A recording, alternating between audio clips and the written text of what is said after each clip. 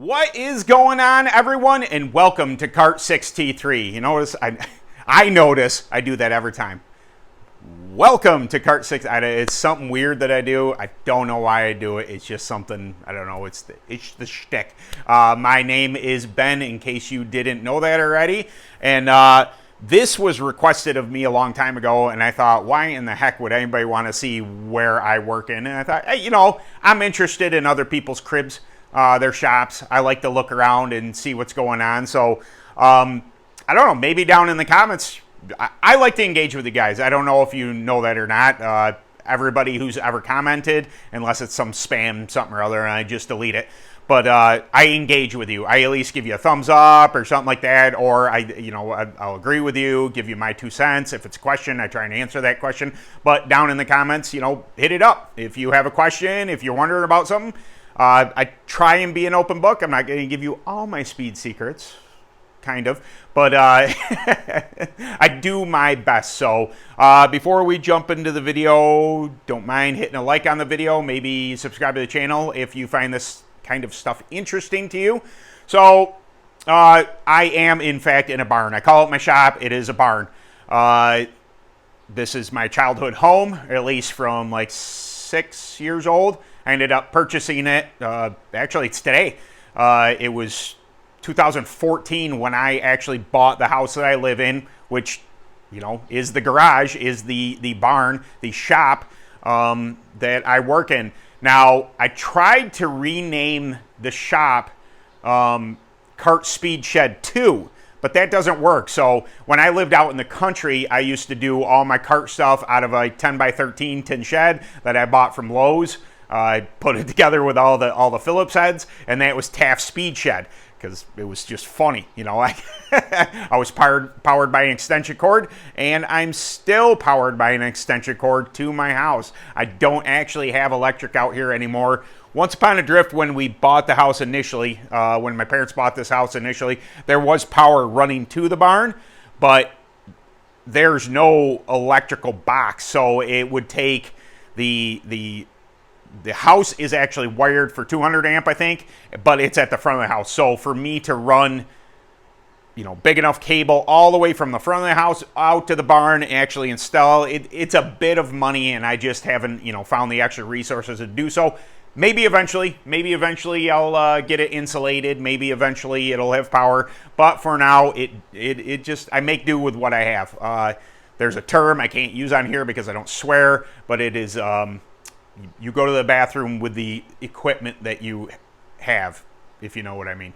All right, I guess I rambled on enough. We're going to dive into some footage. I think I'm going to take you through the trailer again because I'm in a bigger trailer now than I once was. I still have that little trailer for my little Nissan to pull, but the bigger trailer has some stuff in it. I wanted to show you that to you also. Holy smokes. All right, before I screw up anything else, let's go there.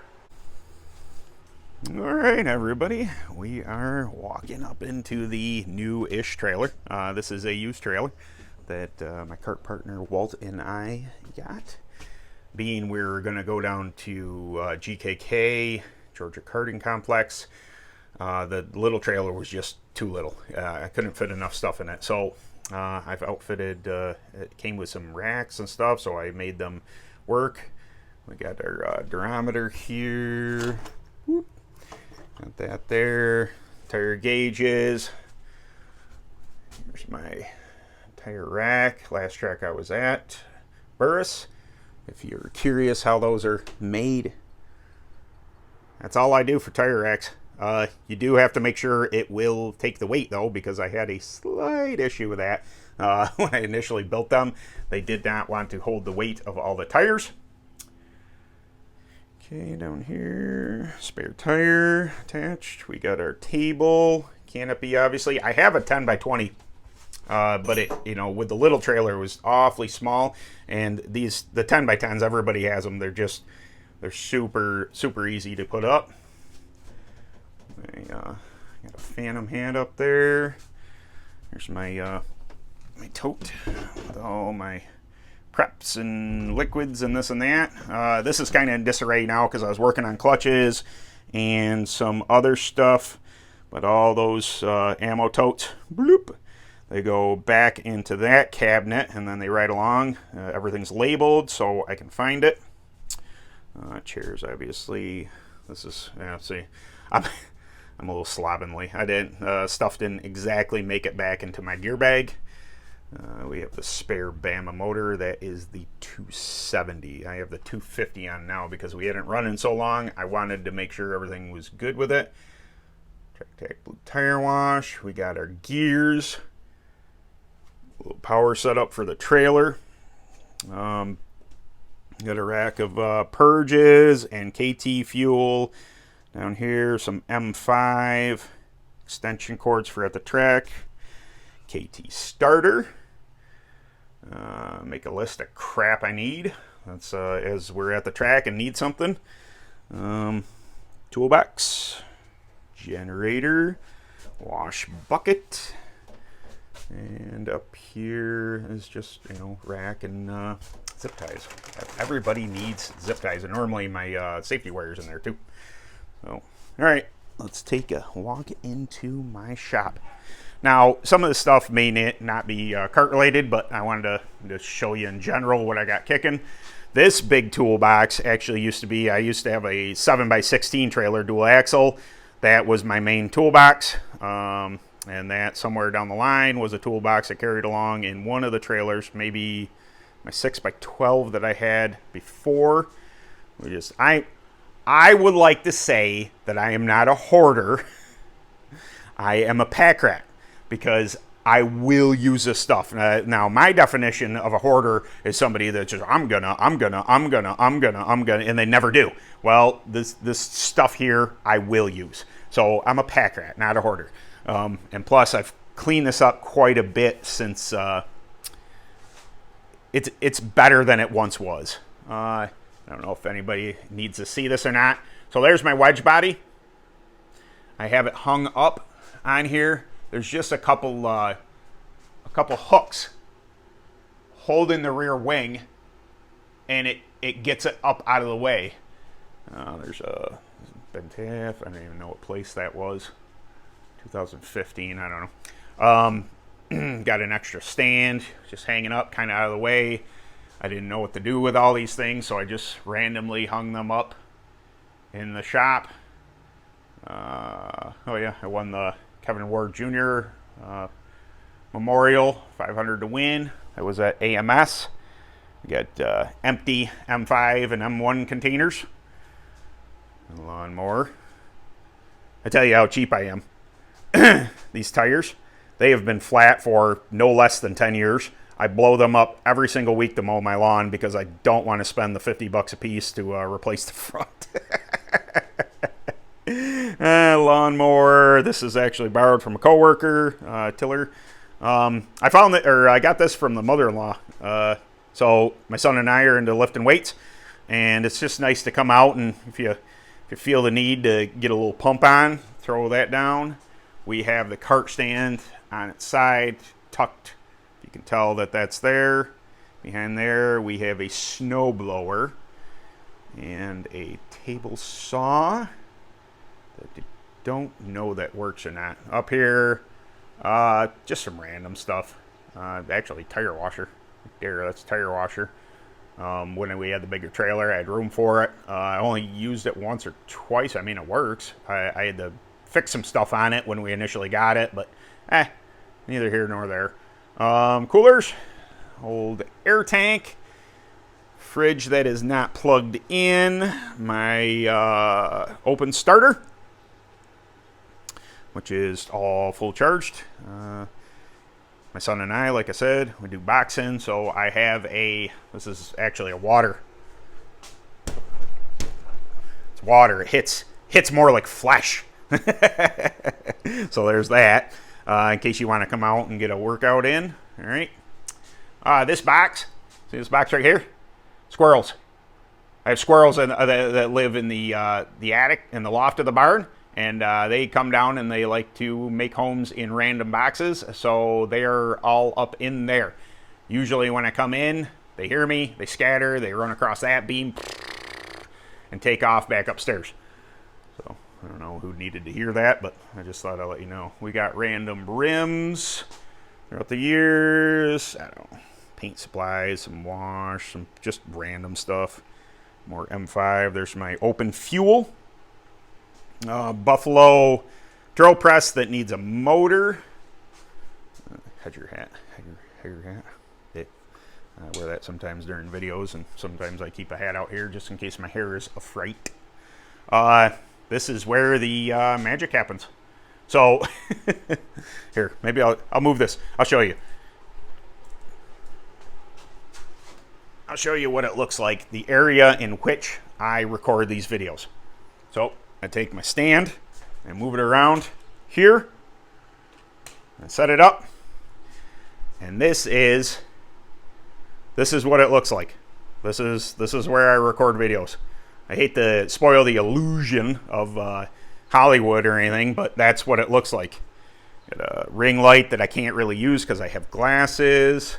This is just a dry erase board. A little up close of stuff. I made this. I have a Cricut. So that's a sticker. I also made the Kart 6T3. The Aratari autocolor, I made that. Beard Octane, obviously a sponsor of mine. Come down, Beard Octane, I made all those. Tire wall. This just basically, and they got dirty when I was, I clean my tires after I run, but when I carried them from the trailer into here, and they kind of sometimes get knocked and rolled around, and just, we run on dirt tracks. I'm not overly concerned. There's my other tire breakdown. Behind here, more tire storage. So these are going to be the burrs that are going here, because the next track I'm going to run at, Vegas work best. Tire surfacer. All right, now in here, we got a bunch of, like I said, I'm a pack rat. So we got, we'll start top shelf, just a bunch of random crap up in there. No big deal. That is, my old man used to race motocross back in the late 70s, early 80s, and that is one of his helmets. Notice the number on there. I wonder why I'm number 63 or go by 6T3. Curious. This is Track Tack Alley here. We got a little bit of everything. We got black sand, we got topaz, we got AT2, some more black sand. VM&P naphtha for thinning down stuff. If you didn't know, you can use that instead of Acrosol, just a drying agent. I haven't used it much. I'm going to point this out. Hexane. So if you're trying to harden up tires, say Burris or whatever it may be, this will do it. Now, mind you, if you wipe on, let it dry, wipe on, let it dry, it's going to raise your durometer, awesome, but it also peels oils out of the tire. So you're going to, you're going to lose grip. When oils come out of the tire, it's conceivably possible to kill your tire. So I don't use it much. I have used it. It works. Just letting you guys know. Down here, we got some spare 4-stroke oil. I am a Blendzall kind of guy. That's what I use. Spare chain. We got the other spare chains. This is just when I'm wiping tires inside the shop. I like to have extra, pods there for wiping. We got some 219 gears that I randomly have from some year. I have no idea. Pipes. I'm a 2-stroke person. So we got KT100 pipes. We got a spare Bama pipe. More pack rat stuff. I got stuff in there I might use someday. This is pretty cool. I guess I'll point this out. I don't know why they got away from these. So this is a square in toe. Tip it this way. This is square in toe. So I believe Ultramax built these back in the day. You would, this is going to be way too hard to hold on. Anyway, you would take off your axle safety, and you would slip that over the rear end, and then you come up here, and then you would square the front end with the rear end. And then there's another piece to where this would go on the right side, and you would measure from this point there's another one just like this that goes on so this would be on your right side, the other piece would be on your left side, and then you'd measure here to here, here to here to get your square on your front end. Works awesome. I mean, I should probably throw it in the trailer just in case, you know, I get into a wall or into somebody or something and I need to square the right side quick. Not a bad thing to have. I really like that idea. Don't get me wrong, the AccuTow is amazing. Digital and all that stuff, you know, way more accurate, but to you know, get stuff done, that works just fine. Okay, now this is my workbench. I did clean it up a little bit for you guys. Hey, lubricants, WD-40, Tri-Flow, zip ties, Bernzomatic. This pile right here, this pile is to go back into the trailer. So, programmer for the power valve on my 250, 270, wire, header wrap, all sorts of the flex, track tack, of course, brand new track tacks. Come over here, the clutch I just rebuilt in the last video, my water impact. I like DeWalt, Milwaukee too. I really have no preference, they just work. DeWalt seems to be more available. I'm a random kind of guy, so I don't have any organization, barely. I know where everything is. All right, in this cabinet, we have a leaky tank, spare helmet, used belts, because you never know if somebody might need something. Jack shaft parts, spare jack, electronics, wires for Micron and such like that. Spare tank that doesn't leak. That was off my other open cart, or one of them. Spare steering wheel, spare radiator, some clutch parts in here that actually holds the tank in a cart that was set up for Recon or Triton. I'm not quite sure. More random stuff, gear guards, this and that. There's been quite a few carts that have come through the shop, and you know, not all parts get sold with the other stuff. Just happens. Got my ladder. Got some spare wings. Front wings, rear wings. There's my fan blowing on me, making noise. That's a KT100 in there, spare KT. And now we're going to get into some tires here. So, I'm going Southern Racing. And my experience level is not the greatest with Southern tires, so I got them out. I got to size them. I got to, you know, kind of get an idea where I'm going with stuff. So I broke these out. Some Maxxis from a couple years ago. Also Vega Blues from a couple years ago. I have a whole nother set. This is a set of Vega Thins. And a mount up. We got Maxxis left rears, Maxxis left fronts. Grader, brand new outside Maxis. Those will be going on some of these rims. And then I started to break down, there's some burrs over here. I started breaking down those because I don't have enough rims for all the tires I have. Those rims are going to become rims for the Vegas, because with GKK this year, with Hunterstown next year, you know, I need to have a plan. I need to have options when we go to the track. So, like I said, broken down rims here. Last video. There's that. Got my cheap drill press. Another this and that. Yeah, that's pretty much it. I'm going to look at the carts real quick here. While I'm in here, nice and clean. Just getting stuff around. I got to get the clutch back on that. All lubricated, good to go. The open, I got to do some stuff to this today. So, I got to put the clutch guard back on. I got to put a toggle switch on it for a little something we're doing with the power valve. But that's that pretty much. Oh, wait, I forgot to show. You see my bikes? Nobody rides. Hanging from the ceiling. I'm sure I'm not the only one with that going on. Oh, there's another one up here.